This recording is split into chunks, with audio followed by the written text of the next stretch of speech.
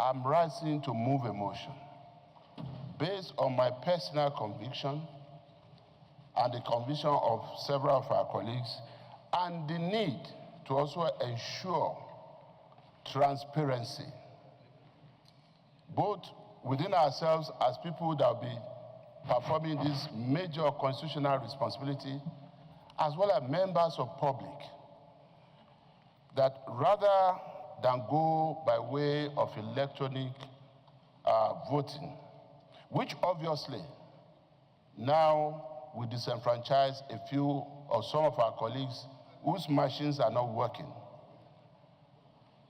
I am moving that we give every distinguished senator to answer his or her father's name by doing manual voting.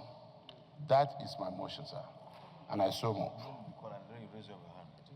The principal objective of the bill, Mr. President and distinguished colleagues, is to establish a constitutional framework for the creation and operation of state police services while retaining a strong federal police service and maintaining national standards, accountability, and oversight.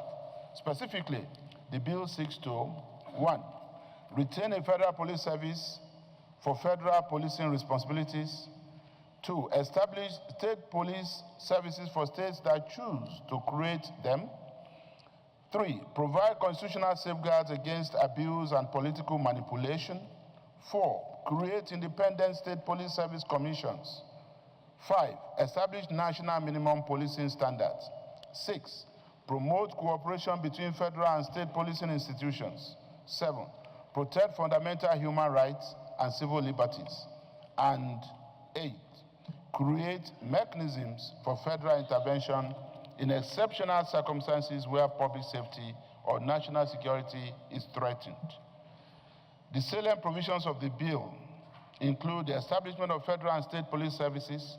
The bill replaces the existing constitutional provision establishing the Nigerian Police Force and creates a federal police service for the Federation and a state police service for each state that elects to establish one through legislation of its House of Assembly. They are painstaking scrutiny of the bill to arrive at this.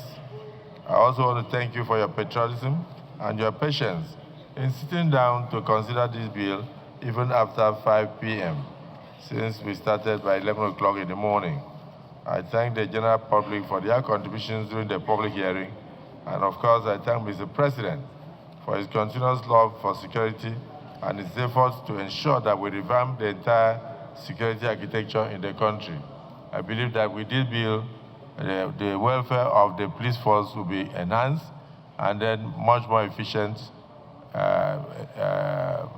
operations will be carried out. And I pray also that Nigerians will be safer with this bill, and the banditry and the terrorism we are witnessing will not only be minimized, will be totally reduced to the barest minimum.